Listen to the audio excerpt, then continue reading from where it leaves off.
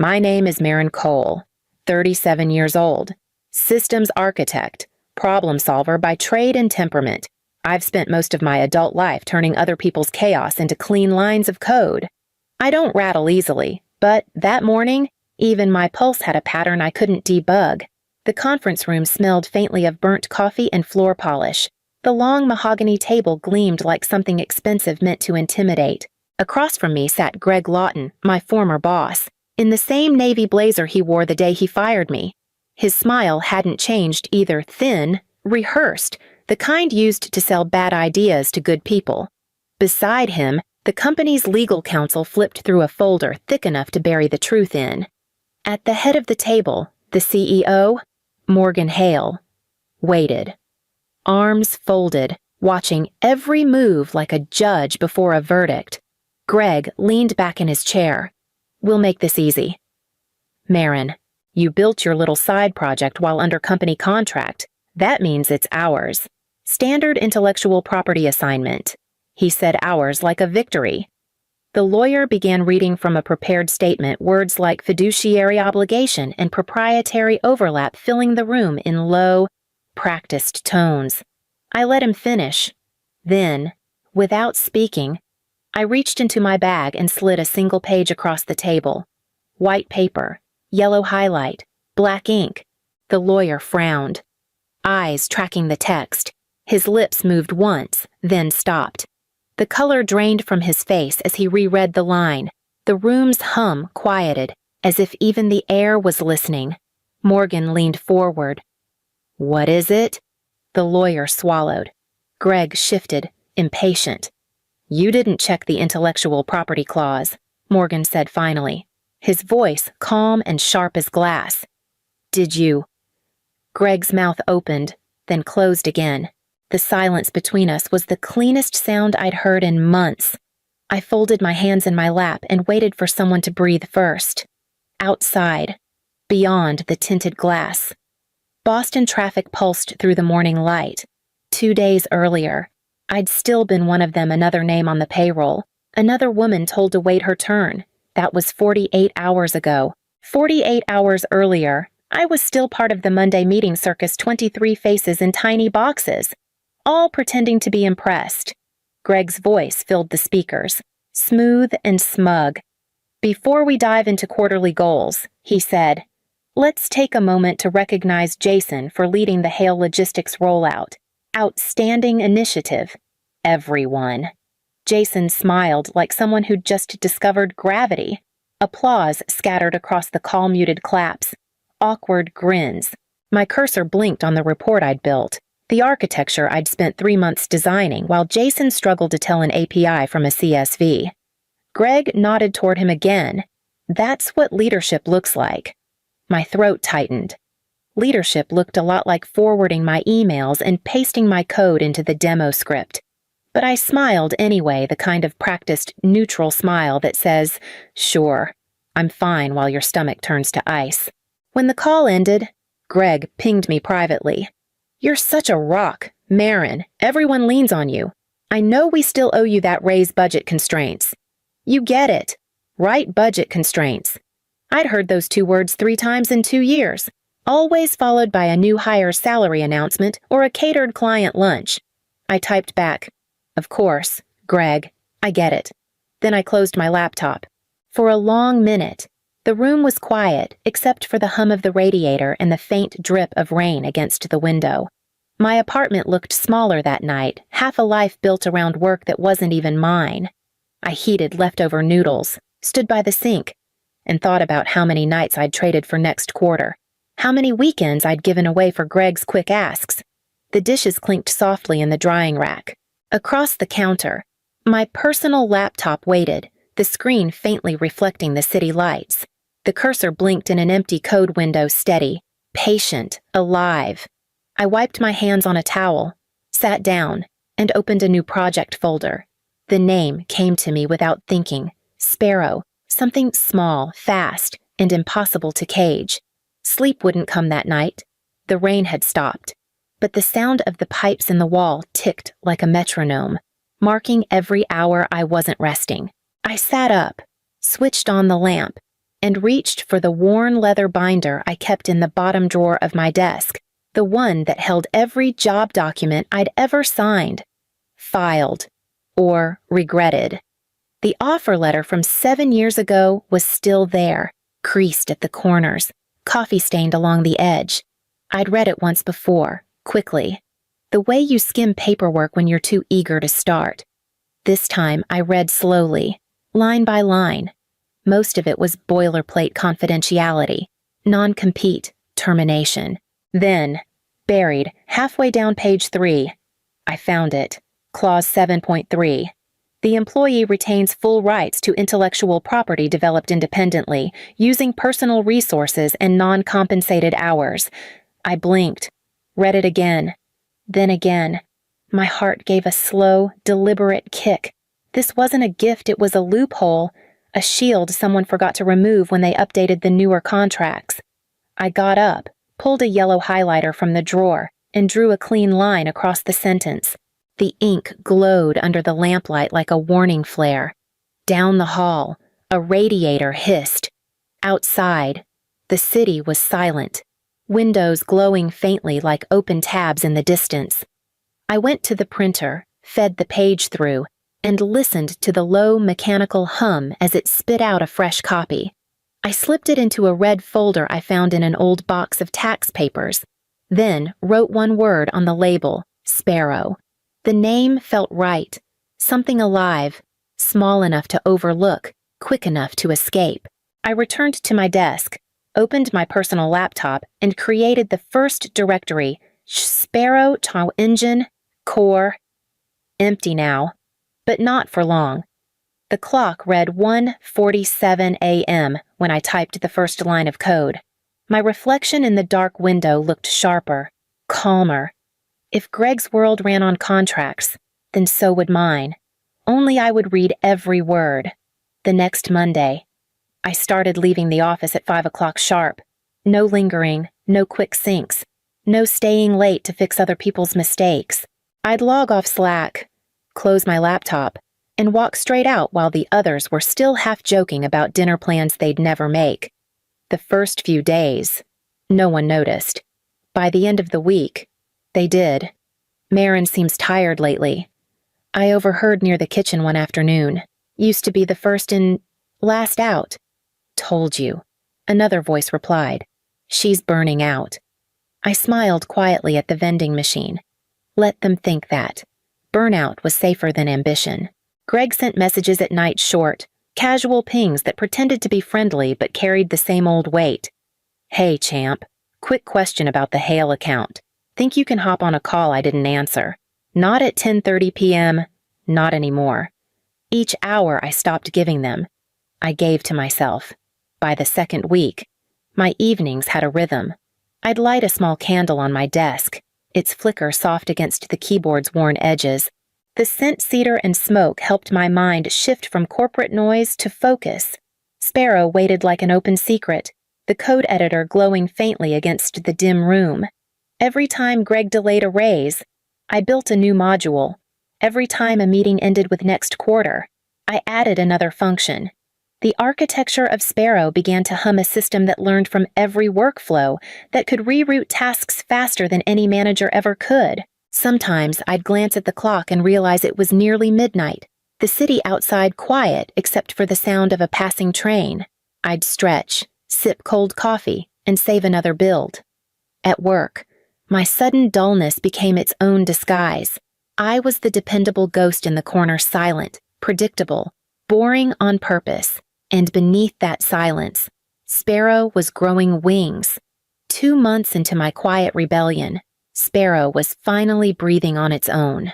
It wasn't pretty, half of its scripts were stitched together from sleepless nights, but it worked. The system could track live operations, redirect workflows, and predict bottlenecks before they formed. A tool meant to make work human again, built in a world that kept forgetting people. I didn't tell anyone, not even Carla, the only coworker who sometimes noticed when I skipped lunch. I kept Sparrow locked behind layers of encryption, buried under meaningless file names. It was mine, every semicolon, every sleepless line. Then one morning, My inbox lit up with a name I hadn't seen in a year. Subject: following up on your ops engine prototype. It was from Raymond, a CTO at a small healthcare tech startup I'd once pitched an idea to, back when I still believed Greg would approve side projects. His message was short. We're rolling out a new backend system and remembered your orchestration engine. Any chance you'd be open to a small-scale beta? Just internal testing, nothing formal. I read it 3 times. My stomach tightened. I was still on payroll. The company owned my weekdays, if not my soul. But Sparrow had been built after hours off-network. Off-clock. Clause 7.3 whispered in the back of my mind like a secret I'd memorized by heart. I sent him a sanitized build, stripped of any traceable metadata, and an onboarding doc that read like a professional manifesto. Then I waited. 2 days later, Raymond replied, "The pilot works beautifully. If this scales, it'll change everything about how we manage operations." I stared at the screen until the words blurred. Then I smiled small, careful, almost guilty. Hope felt dangerous now, like holding a spark in a room full of gas. I deleted every email from my Office account, wiped the temporary server paths, and locked Sparrow back in its folder. At work the next morning, Greg was bragging about innovation again. I just nodded, quiet and steady, knowing the real thing was already alive outside their walls, under my name. 2 mornings after the pilot went live, my company email chimed with a calendar invite I hadn't expected. HR, 11:00 a.m., check-in. No subject line, no agenda. Just the quiet kind of summons that already knows its own outcome. By the time I joined the call, the HR manager, a woman named Trina I'd met twice in 7 years, was already reading from a script. Her smile didn't reach her eyes. "Marin, this isn't performance-related," she began, voice light, practiced. "We're restructuring the department, and unfortunately, your position has been eliminated. Today will be your final day." The words fell in order, rehearsed and cold. I didn't interrupt. I just listened, the same way I'd listened through every empty promise of next quarter. Trina kept talking about severance and transition paperwork. I nodded, even as the pulse in my wrist steadied to a strange calm. I wasn't angry. I was waiting. At 2:14 p.m., the real message arrived. From Legal Archivio Com, Subject Intellectual Property Ownership Inquiry, Sparrow. The email was 3 paragraphs long, polite but venomous. It stated that, as a former employee, I had developed a proprietary system overlapping company interests, and that all related materials fall under corporate intellectual property. Attached was a formal claim, and below that, a text notification from Greg. Nothing personal. "Champ. It's in your contract. Sweetheart." I sat back, staring at the screen. The city outside the window blurred into light and motion. Somewhere in another building, Greg was probably celebrating, convinced the game was over. I reached for the red folder on my shelf. The paper inside was smooth and warm from the desk lamp. Page 3, Clause 7.3, highlighted in yellow, underlined in black. I ran a finger over the words I'd memorized. The employee retains full rights to intellectual property developed independently, using personal resources and non-compensated hours. A slow breath left my lungs. "No. Greg," I whispered. "It's in yours." The email arrived just before midnight. No subject line, no attachments, only a single line of text. "Be in conference room C at 10:00 a.m. Per CEO request." No greeting, no signature, just the quiet certainty of a verdict already written. I stared at it for a long time, the screen casting pale light over the apartment. Outside, the city pulsed faintly distant sirens, wet asphalt gleaming under streetlights. My pulse matched the rhythm. There would be no lawyers on my side, no PR team, no one to step in. Just me, a folder, and the truth I could prove. I began to print everything. First came the GitHub logs, each timestamp verified by a third-party service. Then the hosting records from the offshore server, every nightly backup tagged from my home IP. I printed bank statements showing the equipment purchases made with my personal card. Even the receipts from the coffee shop where I'd spent half those nights coding Sparrow under the yellow light of exhaustion. By 2 a.m, the printer had run out of paper twice. The desk was covered in neat stacks paper armor, each page a defense against 7 years of erasure. I slipped the documents into clear sleeves, one by one, checking the sequence until it felt like rhythm. When I was done, I opened the red folder and placed the offer letter on top, the yellow highlight still bright and steady. Clause 7.3. My firewall, my freedom. At 4:00 a.m. I finally sat back. My coffee was cold, my hands ink-stained. The fear had drained into something heavier but calmer resolve. I showered as dawn rose over Boston, the sky turning the color of wet steel. My reflection in the mirror looked different, tired, but not small. By sunrise, the folder sat zipped inside my leather bag. At 9:58, I locked my apartment door and stepped into the hallway. My shoes clicked against the tile, steady, even. I wasn't walking into a meeting. I was walking into proof. Conference room C was colder than I remembered, the kind of cold that came from fear disguised as air conditioning. The blinds were drawn halfway, slicing the morning light into thin, uneven stripes across the table. Greg sat at the head, flanked by 2 board members I barely recognized and a lawyer in a gray suit who looked like he billed by the breath.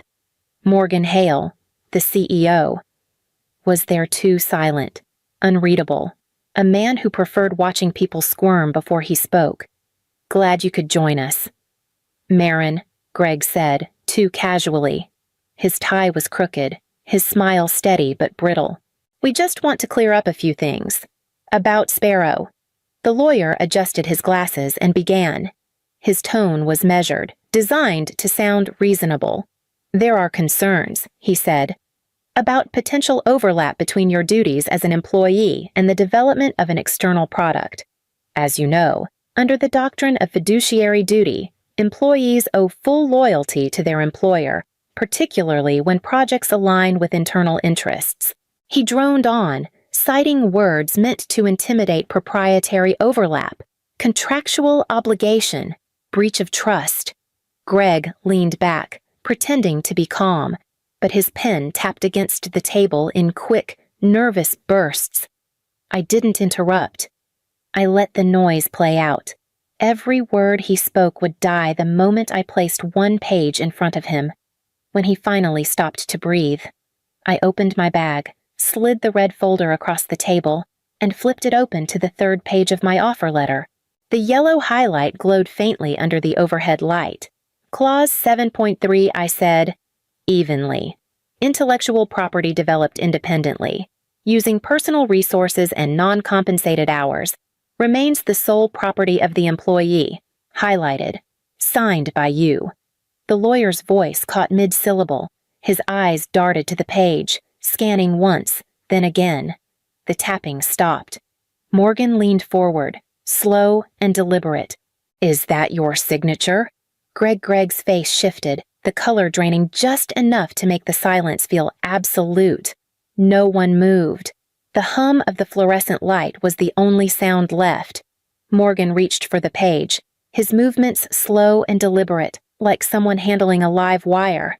The room stayed silent except for the faint buzz of the ceiling light. He adjusted his glasses and began to read aloud, his voice steady but edged with disbelief. Clause 7.3, he said, the employee retains full rights to intellectual property developed independently, using personal resources and non-compensated hours. The words hung there, heavier with each syllable, across the table. Greg's jaw clenched. The lawyer's expression shifted first confusion, then resignation. One of the board members, a tall man with silver hair and a polished cufflink, leaned forward slightly and murmured, "She's got you cornered." Greg's face went red, a spreading, uneven color that climbed from his collar to his temples. He opened his mouth, closed it, then tried again. This isn't standard. We updated our agreements years ago. Morgan looked up, his gaze sharp. Apparently, not hers. The lawyer cleared his throat, closing his folder with a quiet snap. If these timestamps and third-party verifications hold, her claim is legitimate. The company has no legal basis for ownership. Greg turned to him. You can't be serious. But Morgan didn't let him finish. He set the paper down, hands folded on top of it, his tone calm but cutting. Legally, she owns it. And you? He said, eyes fixed on Greg. Just tried to steal it. No one moved. The air felt charged, alive. Greg's pen rolled off the table and hit the floor, a small, final sound that seemed to seal everything. For a long moment, I just sat there, my palms rested flat against my knees. Steady, cool. I didn't smile, didn't gloat. I simply breathed deeply, fully, for the first time in years. The silence that followed wasn't empty. It was full of everything I'd ever done right, everything they'd ever dismissed. After a while, Morgan leaned back in his chair. This meeting is over, he said. It was. The room emptied slowly, chairs scraping against polished wood, papers rustling without purpose. Greg stayed seated, still staring at the clause as if he could will it to change. Morgan didn't look at him again. The lawyer gathered his things with quiet efficiency, his eyes avoiding mine. I stood, slid the red folder back into my bag, and zipped it shut. No words felt necessary. Everything that needed saying had already been written years ago, in ink Greg never thought would matter. The hallway outside smelled faintly of copier toner and cold air. My shoes clicked against the tile in steady rhythm. For once, I didn't feel small walking through those glass doors. I felt weightless. Outside, the city was bright with late autumn light. Boston had that clean chill that wakes you up from the inside, the kind that makes you aware of your own breathing. I pulled my coat tighter, stepped onto the sidewalk, and let the wind clear the leftover noise from my mind. My phone buzzed before I reached the corner. A new email. Subject quick chat, VC3 capital below it. A single line, saw your product launch. Impressive traction, would love to discuss a term sheet. I stopped walking. The screen reflected the pale sky above me, the kind of color that held both endings and beginnings. People rushed past, coats flaring, conversations blending into the hum of traffic. I just stood there, phone in one hand, bag in the other, feeling the smallest curve of a smile rise and stay. Not the forced, polite kind, the kind that came from recognition finally, quietly, mine. I didn't burn it all down. I didn't have to. They'd built a system that expected silence, obedience, gratitude in exchange for survival. All I did was stop holding it up. The wind carried the scent of roasted chestnuts from a street cart nearby. I breathed in deep, stepped forward, and kept walking off the curb, down the block, into a city that finally felt wide enough for me.